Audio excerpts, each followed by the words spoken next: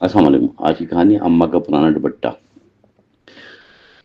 اماں کا پرانا دوپٹہ صندوق میں رہتا تھا۔ وہ دوپٹہ خوشبو یادوں کی سانسوں سے بھرا ہوا تھا۔ ہر تہ میں بچپن کی کوئی شام چھپی اماں اسے آہستہ ہاتھوں سے نکالا کرتی تھی۔ کہتی تھی کپڑا نہیں دعا ہے بیٹا۔ میں خاموش سنتا اور چہرہ دیکھتا رہتا۔ دوپٹہ اڑتے ہی اماں بدل سی جاتی، آنکھوں میں حوصلہ لہجے میں نرمی آ جاتی تھی۔ ابا کی جانے کے بعد ہی یہی سارا تھا۔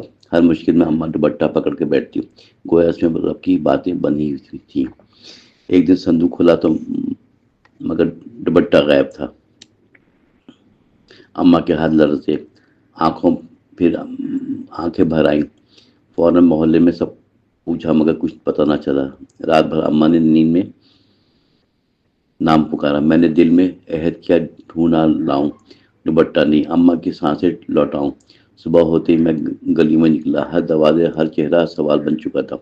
کہانی یہاں سے نیا موڑ لیتی ہے۔ دوپٹہ صرف کپڑا نہیں، راز تھا۔ گلی کے لکڑ پر بوڑھی خالہ ملی، انہوں نے نظریں چرا کر بات بدل لی۔ میرے دل میں شک کی ہلکی لہر اٹھی۔ خالہ کے گھر سے مانوس خوشبو آئی، یہی خوشبو اماں کے دوپٹے کی تھی۔ میں نے دروازے پر دستک دی، دھڑکتے دل سے۔ خالہ نے دوپٹہ فوراً چھپا لیا، جلدی بولی غلطی سے صندوق میں آ گیا تھا۔ میں خاموش رہا مگر دل ٹوٹ سا گیا۔ کیا یادیں بھی ادھار لے جاتی ہیں؟ دوپٹہ ہاتھ میں آیا مگر بوجھل، آخر سچ وقت گزر گیا۔ اماں کی سانسیں آہستہ ہونے لگی، دوپٹہ اب اکثر ان کے سامنے رہتا۔ ایک صبح اماں نے مجھے پاس بلایا، کہا بیٹا یہ دوپٹہ سنبھال کر رکھنا، یہ صرف کپڑا نہیں میری زندگی۔ میں نے آنسو رو کے سر ہلا دیا۔ اماں کی انگلیاں دوپٹے میں الجھ گئیں اور وہ خاموش سے سو گئیں ہمیشہ۔ دوپٹہ میرے ہاتھوں میں بوجھ بن گیا۔ میں نے پہلی بار ماں کو کھویا تھا۔